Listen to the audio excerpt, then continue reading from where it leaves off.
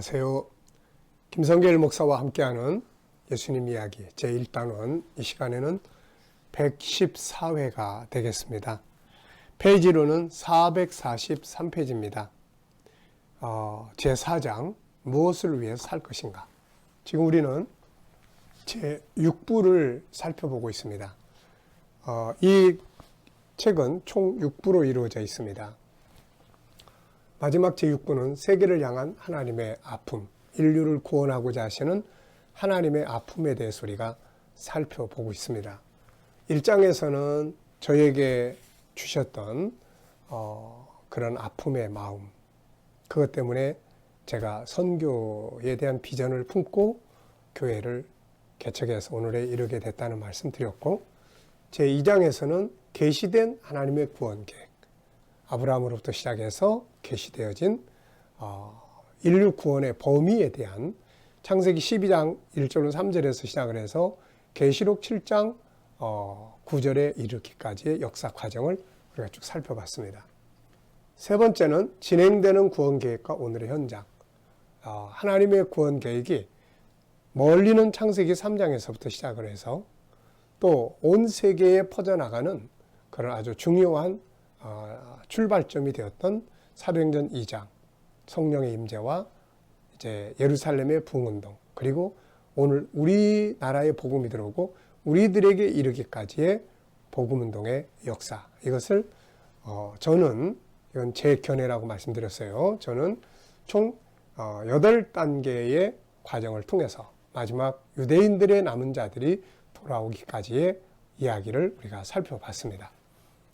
자, 그러면 이제 우리가 이 선교를 위해서 이제는 우리 인생의 목표, 뭘 위해서 살아야 합니까? 그러면은 우리는 하나님의 구원 계획을 이루기 위해서, 그걸 완성하기 위해서 우리 인생을 살아야 합니다. 뭘 위해서 공부하나요? 뭘 위해서 돈을 버나요? 그럴 때 우리는 당연히 하나님의 구원 계획을 이루기 위해서 우리는 이제 돈을 법니다. 공부합니다. 이런 인생의 목표를 우리는 가지고 살아야 되겠죠.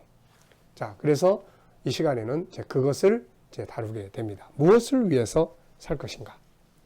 이것도 그냥 남이 하라 그러니까 그럼 나도 선교 좀 해볼까? 선교비 좀 보내볼까? 이런 개념이 돼서는 안 되고, 근거, 이것을 우리는 기본 철학이다, 이렇게 이야기해요. 왜 그렇게 움직이시나요? 왜 거기를 가셨나요? 그 일을 왜 하시나요? 옆에 사람이 좀 해보라 그래서요.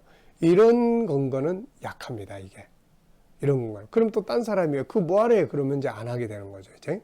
그래서 정말 중요한 것은 성경이에요. 성경이 우리에게 어떻게 살 것을 당부하고 있느냐. 그 중요한 부분들 몇 가지를 우리가 살펴보겠습니다.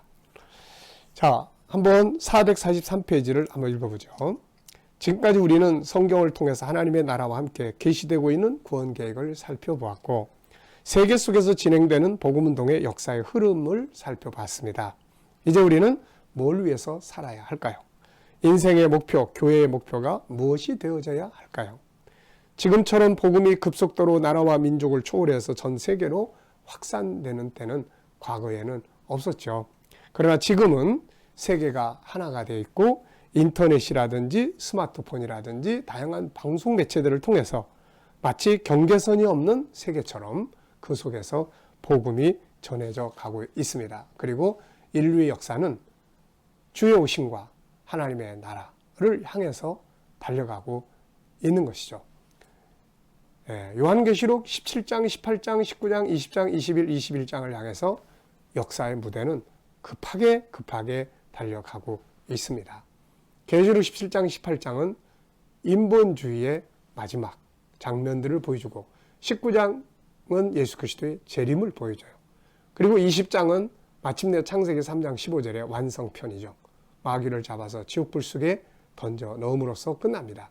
그리고 이제 계시록 21장, 22장, 인간의 꿈이 실현되어 있는, 우리의 꿈이 완성되어 있는 새하늘과 새 땅, 하나님의 나라가 임하게 되는 거죠. 역사의 끝은 그쪽이에요. 거기를 향해서 가고 있습니다. 그 나라가 임하기 전까지 하나님은 택하신 백성들을 위해서 각 나라, 족속, 민족, 방언의 복음을 전하시려고 하나님의 역사는 급하게 움직이고 있는 것이죠.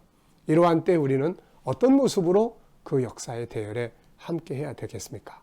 깊이 생각하고 살아가야 되겠죠. 자, 그러면 이제 우리가 이 일에 무관심하면 안 되는데, 자, 우리가 믿는 예수 그리스도, 그분의 말씀을 통해서 인생 어떻게 살아야 되는지를 우리가 살펴보겠습니다. 먼저 첫째는 주기도문이에요. 주기도문. 예수님은 우리에게 기도문을 가르쳐 주셨어요. 너희는 이렇게 기도하라. 그러면서 기도문을 가르쳐 주셨는데, 이 주기도문은 세 가지의 특징이 들어있어요. 하나는 창세기부터 요한계시록까지의 성경 전체를 요약해 놓은 것이고, 또 하나는 우리가 기도해야 될 기도의 표준이에요. 이게 이렇게 기도해야 돼요. 우리의 기도가 이것저것 기도하더라도 나중에 주기도문을 딱 비춰보면 이 기도는 아니네, 이렇게 되면 안 되는 거예요. 주기도문의 내용을 기도해야 합니다. 그 다음에 세 번째는 주기도문은 우리가 삶에서 살아야 될 내용이에요. 그냥 기도로 끝나는 내용이 아니라 살아야 될 내용입니다. 그래서 주기도문을 보면은 이 전체가 총 8개의 단계로 이렇게 이루어져 있습니다. 특히 주기도문을 가지고 신천지에서는 자기들 교리에 맞춰서 해석들을 많이 하고 있는데, 이거는 절대로 조심하셔야 됩니다. 자, 좀 한번 보겠습니다. 주님은 우리들에게 중요한 주기도문을 가르쳐 주셨는데, 이것이 주기도문이죠. 이 기도문은 우리가 보통 예배 마칠 때 주기도문 하고 마칠 때가 많잖아요. 근데 이것으로만 끝나버리면 안 됩니다. 그래서 주기도문은 우리들이 반드시 삶 속에서 지켜야 될 아주 중요한 성경 전체를 요약 정리한 이것을 우리가 기억을 하셔야 돼요. 그래서 저는 어떤 때는 주기도문을 중심으로 한 목회를 해볼까, 주기도문을 중심으로 한 삶의 현장을 만들어야 된다, 이런 생각을 많이 해봅니다. 그만큼 중요한 거예요. 자, 그 주기도문 속에서 가장 중요한 이제 첫 번째 내용은 하늘에 계신 우리 아버지여 이름이 거룩히 여김을 받으시오며, 이 부분이죠. 하나님의 이름을 거룩하게 하는 것, 이게 우리 인생의 아주 중요한 목표가 되는 거죠. 바울 사도는 우리가 먹든지 마시든지 뭘 하든지 하나님의 영광을 위해 살아가고 했는데, 하나님의 이름이 욕되지 않게 살아가는 것, 이게 우리가 살아가야 될 첫 번째 이야기예요. 그리고 다음에 이제 두 번째, 세 번째 기도 내용이 나와요. 근데 이게 바로 우리가 이제 이루어야 될, 하나님의 이름을 존귀하게 하기 위해서 살아가는 사람들이 이루어야 될 아주 중요한 내용이죠. 첫째와 둘째. 그리고 나머지 이제 세 번째부터는 이 두 가지를 이루어 가기 위해서 살아가는 사람들이 필요한 것들이에요. 현장에서. 그래서 주기도문은 이렇게 구성이 되어 있다는 걸 기억해 두시기 바랍니다. 그래서 두 번째 내용을 보면 나라가 임하시오며, 이런 말이에요. 나라가 임하옵시며. 자, 이 기도는 이미 구약의 모든 성도들로부터 예수님 그리고 사도들이 간구했던 내용으로서 하나님의 나라를 기다리는 모든 사람들의 눈물의 기도입니다. 이것이 이루어져 있는 곳이 바로 요한계시록 21장, 22장이죠. 신천지에서는 당연히 이것이 이루어진 곳이 자기들이 모이는 과천이라고 이야기를 하죠. 자, 그래서 우리는 그런 어리석은 미혹에 빠져서는 절대 안 되고, 하나님의 나라가 임하기를 바라는 마음. 자, 우리가 보통 성경에서 하나님의 나라는 세 가지 형태로 소개되고 있어요. 물론 전체는 하나죠. 먼저 하늘에 있는 나라, 셋째 하늘에 바울이 갔다 온 세 번째 하늘에 있는 나라, 우리가 육체를 벗는 그날 들어가는 곳이죠. 그 다음에 또 하나는 이 땅에서 로마서 14장 17절에 말씀하신 것처럼 하나님의 나라는 먹고 마시는 데 있지 않고 성령으로 의와 거룩함과 희락, 이런 것들이 이루어지는, 우리의 삶에서 이루어지는 나라예요. 성령 안에서. 세 번째는 이제 모든 게 다 완성이 돼서 임하시는 나라죠. 그게 바로 하늘에 있는 나라가 우리 앞에 임하는데, 이것이 계시록 21장, 22장의 모습입니다. 그래서 우리 성도들의 간절한 꿈과 소망은 그 나라가 여기서 사는 동안은 성령 안에서 매일매일 이루어지기를 위해 기도하고, 궁극적으로는 그 나라가 역사 끝에 하나님의 나라가 임하기를 간절히 바라는 요 기도를 하게 하신 거예요. 이게 성경 66권 전체, 에덴에서 추방된 다음부터 사모했던, 더 나아가서는 에덴 동산에서 하나님께서 아담과 하와에게 주셨던 그 하나님의 나라의 비전이에요. 그래서 처음 출발할 때부터 에덴 동산 모형에서 살면서 실물의 세계를 간절히 소망하고 살아온 것이 그의 인류 역사예요. 이거를 우리에게 계속 기도하라고 가르쳐 준 거죠. 그 다음에 이제 세 번째 내용이 뭐냐면 뜻이 하늘에서 이루어진 것 같이 땅에서 이루어지이다. 이게 아주 중요한 부분이에요.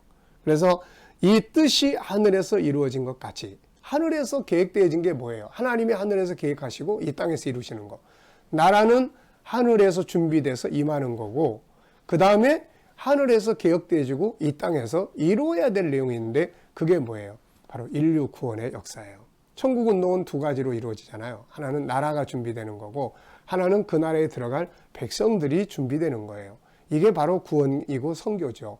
그래서 나라가 준비되는 건 하늘에서 하나님께서 준비하시는 거고, 그 다음에 그 나라에 들어갈 백성들에 대한 계획은 이 땅에서 교회가 이루는 거예요. 우리 성도들이 이루는 거예요. 복음 전하고 선교사 보내고 또 선교하고, 그래서 온 세계 사람들이 택한 백성들 다 돌아오게 하는 것이죠. 이게 바로 하나님이 하늘에서 계획하시고 이 땅에서 이루는 인류 구원 계획입니다. 그래서 우리들은 바로 이것을 이루기 위해서 역사를 하는 거예요. 이것이 완성된 것, 이 땅에서 완성된, 땅에서 진행돼서 마침내 완성되어지는 것이 계시록 7장 9절이에요. 그래서 인류 구원의 역사가 완성이 되고 그 다음에 새하늘과 새 땅이 임하게 되고 하나님의 계획이 완성되는 것이죠. 그래서 하나님의 나라를 기다리는 우리 모든 성도들은 반드시 해야 될 게, 나라만 기다리면 안 되고 그 나라에 들어갈 백성들을 구원하는 일을 위해서 우리가 역사를 해 가야 합니다. 이것이 교회의 사명이고 성도들의 사명이에요. 그리고 이 뒤에 이제 나오는 내용들, 일용할 양식을 주시었고, 뭐 죄 지은 자 사하여 주시고, 또 시험에 들게 하지 마시고 악에서 구하시옵소서, 또 나라와 권세와 영광의 아버지께 영원히 있습니다. 이 부분은 하나님의 나라를 기다리고 인류 구원을 위해서 일하는 사람들이 필요한 내용들이에요. 먹어야 양식이 있어야 일할 수 있잖아요. 또 사람끼리 하다 보니까 서로 용서해야 될 일 많아요.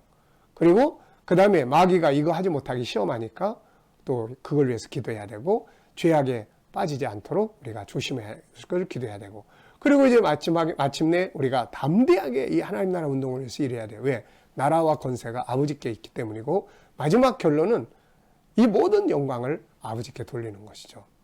이게 우리들의 삶이 되어야 하는 것입니다. 그래서 주기도문의 핵심은 두 개예요. 나라를 기다리고, 하나는 그 나라의 백성을 구원하는 일을 우리가 해야 된다 하는 것이 주기도문의 내용입니다. 자, 나머지는 이제 그걸 이루기 위해서 필요한 이제 부분들이라고 말씀을 드렸습니다.